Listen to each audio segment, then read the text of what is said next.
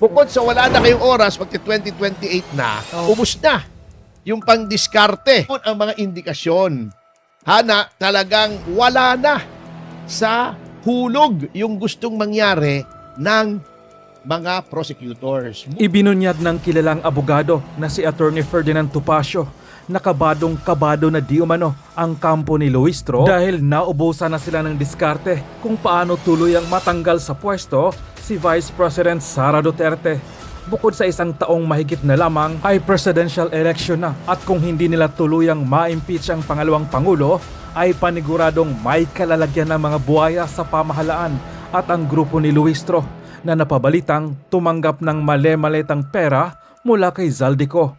Matatandaang nilamon ng buhay si Luistro ng lead counsel ni Vice President Sara Duterte na si Attorney Sheila Sison nung unang araw pa lamang ng pre-trial sa Senado.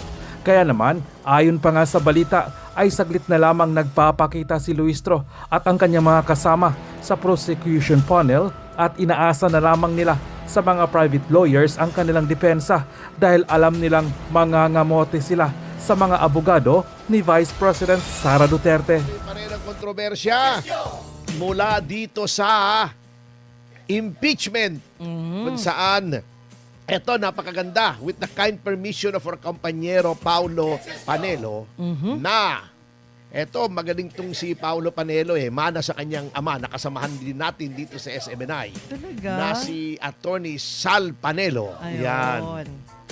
Siya ay nag-guest sa isang podcast ng Daily Tribune.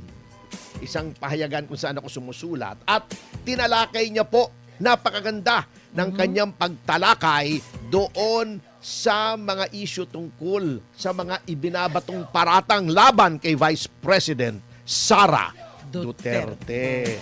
Yan. At ang isa sa mga napakaklaro niyang tinalakay ay yung usapin ng unexplained wealth di umano.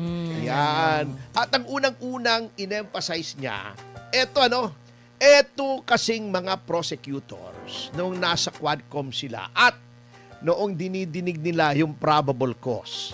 Hindi pala Quadcom, yung committee. Justice Committee, palagi nilang sinasabi, paulit-ulit, bilyon-bilyon daw ang salapi ni Vice President Sara Duterte at ang kanyang asawa na si Attorney Manscarpio.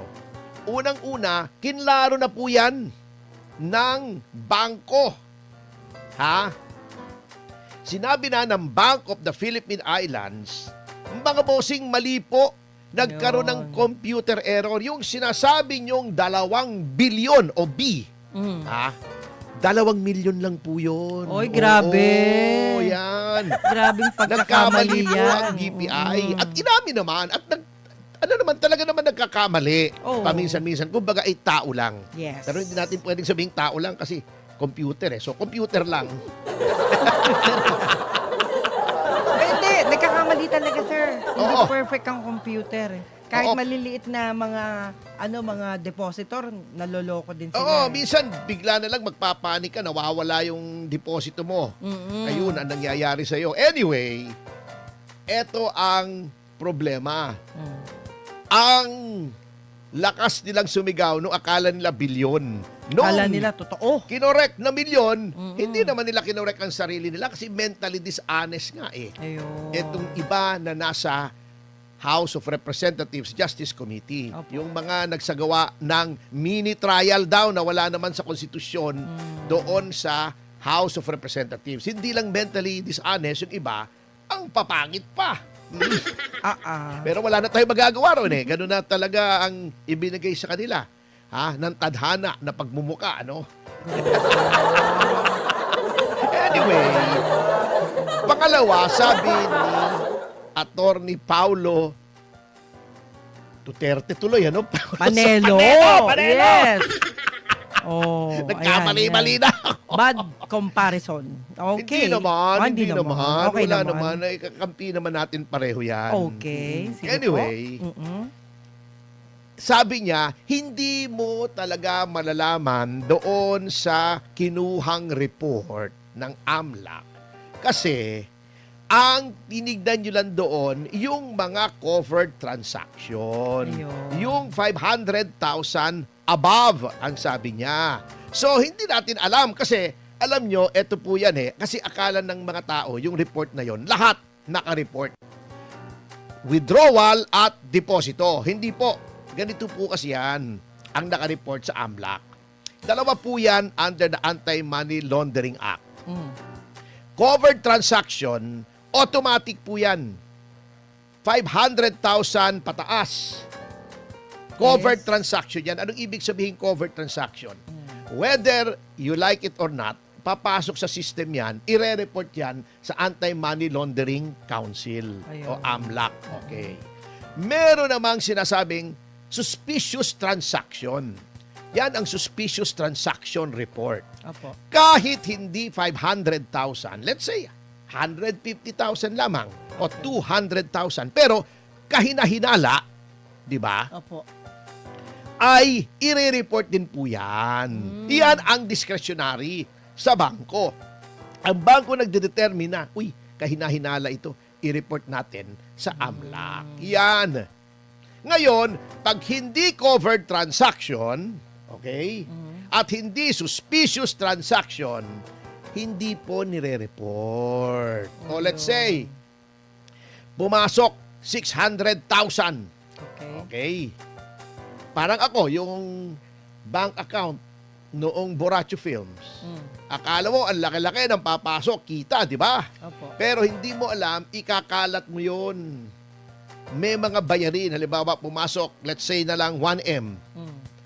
Pagkatapos, unti-unti, kukunin mo yun kasi babayaran mo yung director, babayaran mo yung artista, babayaran mo yung post-production, babayaran mo yung mga utang mong renta ng camera. Yung 1 million, hindi mo alam, ang Maliit natira ng na lang paliit. sa'yo, 250,000 Ay, na lang. ganon. Oo, akala mo, ang yaman ni Ang Atty. laki-laki Tomasio, pala. kumita ng 1 milyon. Hindi po kita yon. Ayun. Yun po ay pasok. So, yung 1 million, covered yon. Covered Okay. transaction yon. Opo. Okay. Yan ay ire-report sa AMLAC. Pero, siyempre, maglalabas ako 100,000 para kay Direk. Tatanong ng bangko, Sir, bakit yung pina-fund transfer? Kasi may utang ako sa direktor. Tinatanong ng bangko pag Opo. nagpa-fund transfer ka Tinatanong. kung anong reason. Opo. Ito yung kontrata. Okay. Bakit mo binibigyan itong taong ito, yung RSVP, ng 150,000? Ay, renta po yan sa camera.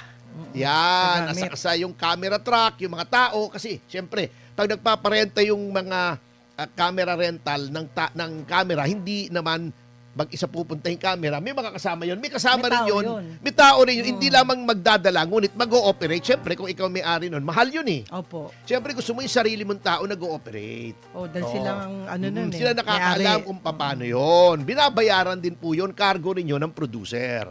So, maglalabas, magkano yan? 150, ito po yung resibo. Opo. Ito yung invoice ng RSVP. Hindi na suspicious transaction yon kasi justified. Opo. Hindi siya covered kasi below 500,000. Hindi na marereport sa AMLAC. Okay? Ayun. So, sa records ng AMLAC, ang nakita lamang nila, yung 1 million na pumasok. Yung unang bagsak. Kasi covered transaction yon kaya Ayun. nalaman nila. Yung mga lumabas, na siguro 80% ng 1,800,000 ang lumabas Opo. na bayarin, hindi nila nakita yon kasi hindi suspicious transaction, hindi rin covered transaction kasi yung 800 million, utay-utay yun eh. Opo. Akala lang nila pumasok 1 million. Ayun. Kung baga sa box office, ang tawag po doon, gross. Gross income. Oo. Hindi neto. Oh. Ang neto yung kita mo. Opo. Halimbawa, yung Mama Sapano, pumasok sa amin 15 million. Okay. Hindi pa kita yon, gross pa lang yon. Bakit? Kasi ang gastos doon 33 million. Oo, wala May pa mga iba. bayarin ka pa. Hindi ka pa bawi, wala ka pang kita roon. Ayun. Kaya kung titignan mo, sasabihin nila, may pumasok sa yung 15 million. Bakit hindi ka nagbayad ng tax? Teka muna. Ang tax po ay yung net, yung Opo. kinita mo. Paano ka magbabayad ng income tax kung walang income? Wala. Pumasok 15, lumabas 33. Well, hindi income yon, di ba? Ang tawag doon ay lugi. takilya, pero nakabawi po kami sa Netflix. So, okay na po. Kumita na ng konti. Tayo naman ay hindi naghahangad ng malaking kita sa pelikula. Ang importante yung Mama sa Pano ay naririyan yan at ako ang Borracho Films ang may-ari ng rights niyan for 50 years. Opo. At makabuluhang pelikula yan sapagkat dyan inilalatag yung kabayanihan ng 44 na napatay sa Mama sa Pano Sa at staff. yung kapabayaan ng pamahalaan ni Pangulong Aquino. Yan. Yun. Yun po ang importante sa akin, hindi yung kita. Kasi ang mga tao ngayon, ang mentalidad nila laging pera, pera, pera. Kaya nga nagkakandaloko-loko tayo eh. Oh, 'di ba? Mm. Mag-ayos ka lang, may pera ka na. Kaya nga ang sinasabi nitong si Attorney Panelo, bagamat hindi siya kasama Opo. doon sa defense team, ay siya ay abogado ni Vice President Sara Duterte sa mga ilang mga usapin.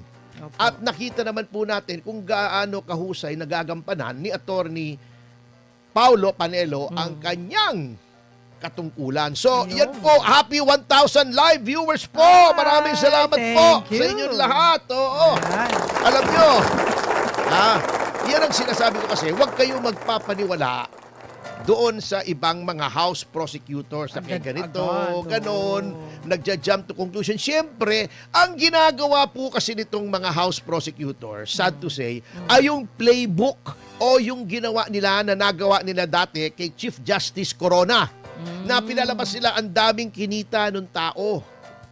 Ah, kaya Hindi naman ganon. Labas-pasok eh. Halimbawa, nagpasok ako ng pumasok 500, lumabas 300. Bawas na. Bawas na. Kung 500 ang pumasok, 200 pero na unti-unti. lang. Oo, kung 500 ang pumasok, unti-unti. Oo. Ang nilabas ko, 6 na 100,000. Oo. Di, negative 100 pa yung Negative, cash flow abonado ko, pa. di ba? Mm-mm. Hindi po kasi yung report na yon ang accurate na report. Ayun. Ngayon, yung tungkol dun sa sinasabi nilang bantang pagpatay sa Pangulo, tignan niyo yung konteksto.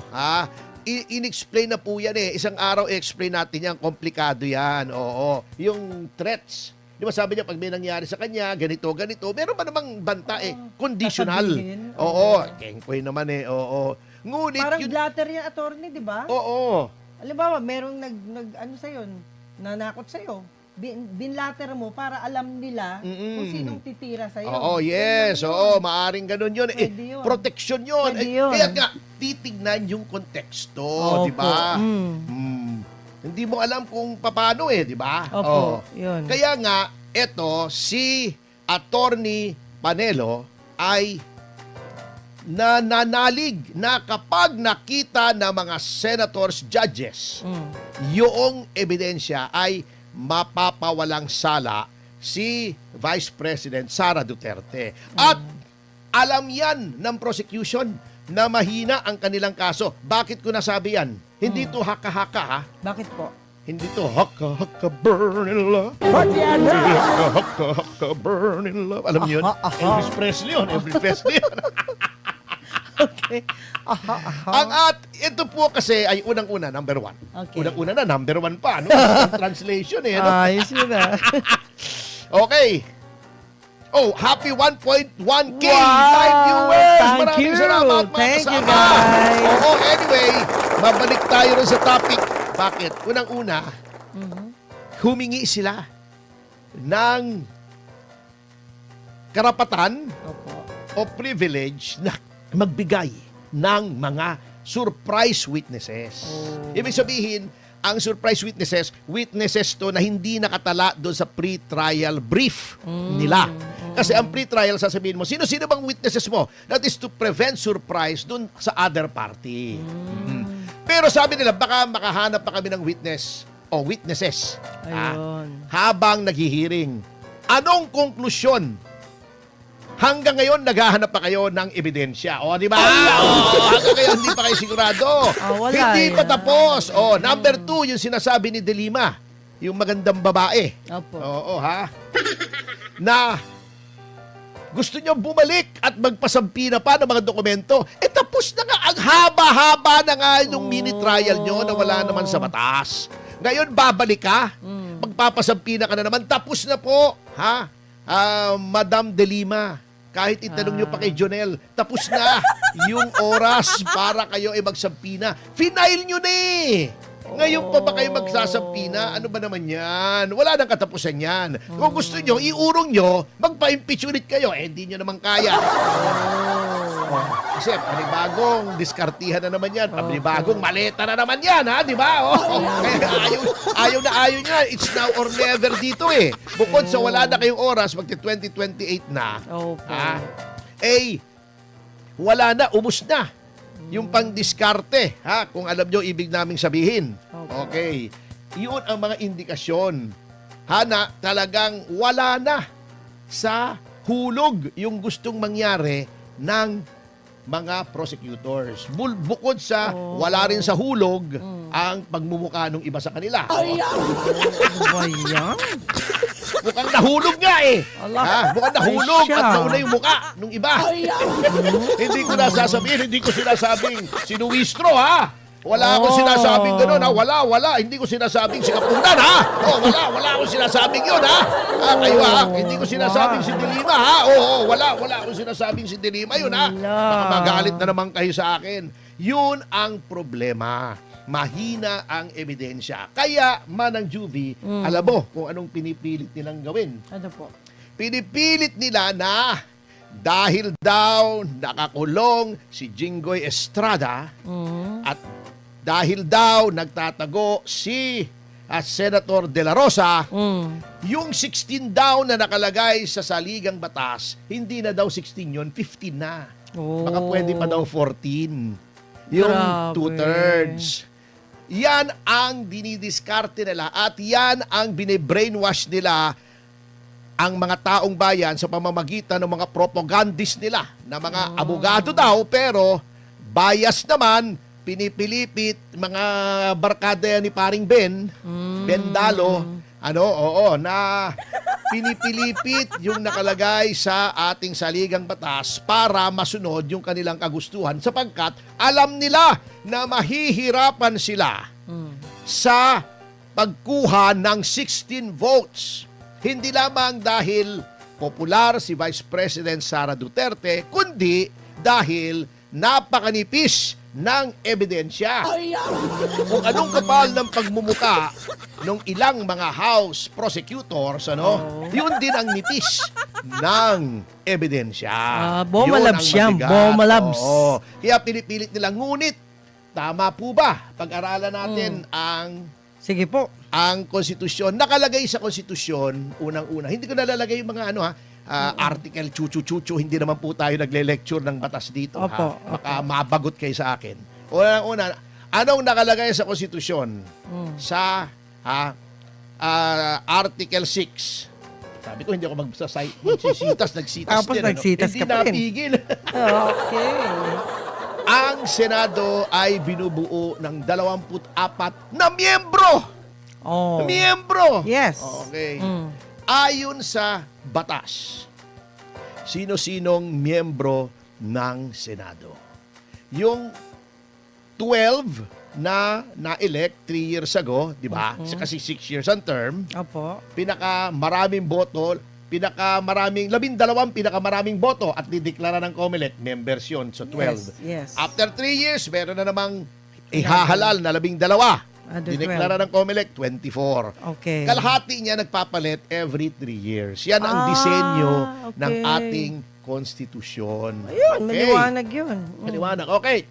Anong nakalagay sa yung Articles of Accountability, on Accountability, Article 11, kung hindi ako nagkakamali. Ang isang impeachable official ay mako-convict lamang. I-distinguish nga pala natin, kasi sabi nila, hindi may impeach. Na-impeach na si Vice President Sara Duterte. Yun pong pag-transmit ng House sa Senado ng Articles of Impeachment after finding probable cause, kahit gaano kasarsuela yung ginagawa nila roon, ay impeach na po si Vice President Sara Duterte. Ang kailangan ay ma-convict siya. Kumbaga sa korte, para madali nating maunawaan, kapag ako ay dinemanda, let's say, ng estafa. Okay.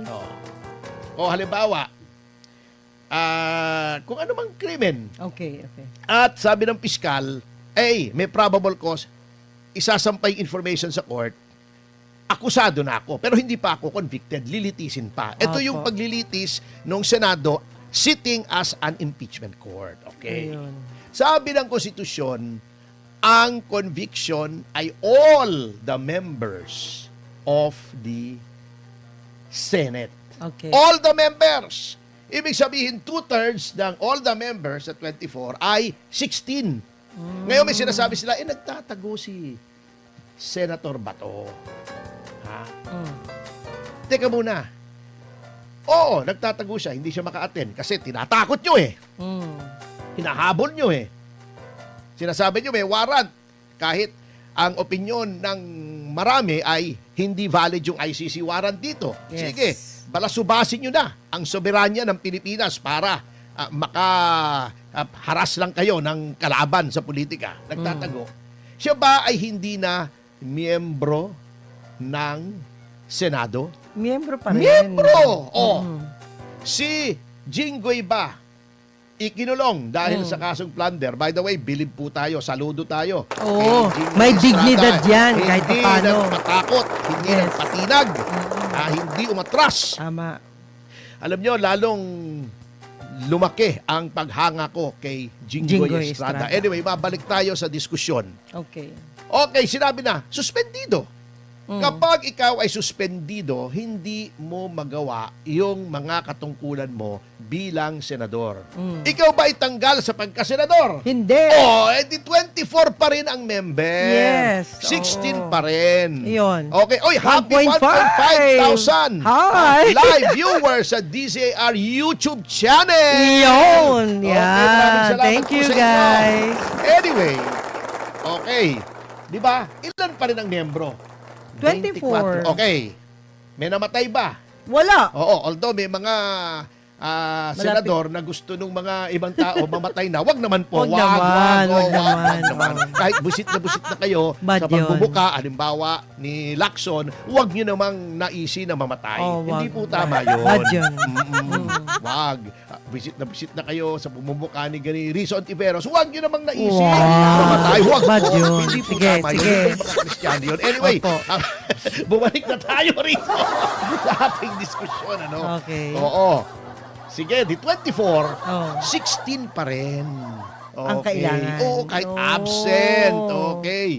Ang magkakaroon lang ng bakante ay kung may mamatay, o ma-expel, Yan. o ma-disqualify. Yan. Pero malabong mangyari, halimbawa si Senator Jinggoy, kung siya ay mahahatulan by final judgment, pinal Oh. ng plunder, ang isa sa mga parusa roon, auxiliary penalties, ay disqualification, permanent absolute disqualification from holding public office. Ay, lang. Pero, kailan po mangyayari yon? Next election. Hindi pa. Hindi pa. Ay, hindi pa. Kailangan ma-convict muna siya ng final judgment. Pagkatapos niyang ma-convict sa Sandigan Bayan, iaapila sa Supreme Court. So, hindi may pa apela final. pa. So, Oo. wala pa rin siya disqualification. Wala pa rin. Kapag nagdesisyon na ang Korte Suprema na siya ay guilty, Opo. doon lamang papasok yung permanent absolute disqualification. Oh. Kailan mangyayari yun? Matagal pa po yun. Marami Because of pang due chance. process. Oh. Si Bato, Mm. sabihin na natin, hindi pumapasok. Kahit sinasabi ni paring Bendalo, si Erwin, na no work, no pay, walang bayad. Pero, miyembro pa rin ng Senado. Senado. Ayun. Hindi pa rin natatanggal kahit hindi bayad. Opo. Di ba? Parang tayo. Buhay pa. Broadcaster tayo rito. Wala tayong bayad. Opo. Pero, broadcaster pa rin tayo. Di Yo! ba? Hindi matatanggal yung ating Posisyon. yung ating posisyon. Yo. Ganun po yun. Yan. Ngayon, kung sasabihin yung fugitive, etc., chuchu-chuchu, dapat i-expel nyo muna. At ang I-convict makakapag-expel, muna. hindi, other than conviction. Okay. Gusto nyong i-expel. Aha. Yung Committee on Ethics ang maghihiring kung may ground for expulsion. Oh. Ire-report noong Committee on Ethics sa plenary Opo. ng Senado at yung majority pa rin ng Senado ang mag-expel. Proseso pa rin yan. So sa ngayon, ilan ang miyembro ng Senado? 24 pa rin. Walang bakante, walang in-expel, walang namatay, walang nag-resign. Yan. At kung meron bang mamatay, meron ba mag-resign? Oo. Anong rule? Wala pa eh. Wala. Until Kahit proven. mag-research, ako nasira na yung ulo ko eh. Ha? Sabay, dati nang sira ang ulo ko. Ay, grabe Hindi naman. Oo, naghanap ako ng Ah. president kung sa hindi yung quorum yung Opo. pag-uusapan yung quorum. Yung sasabihin lang Avellino versus Cuenco na naman. Hindi po binding, hindi po president yung Avellino versus Cuenco sa dami ng boto na kailangan for impeachment. Quorum po pinag-usapan doon. Okay. Ang desisyon ng Korte Suprema ay limitado doon sa facts ng case. Ganun Hindi lang. pwedeng iba yung facts, yun din ang ruling. Oo. Law of the case ang tawag doon. May doctrine pero applicable lang yan. Yang doctrine na yan, sabihin mo mang sa quorum, Opo. pag ang usapin ng quorum, yan ang huhugutin mo isabi dito. Pero pag super majority na for impeachment, ibang usapan yan. At wala pa pong desisyon ng Korte Suprema, Opo. wala naman nakalagay sa konstitusyon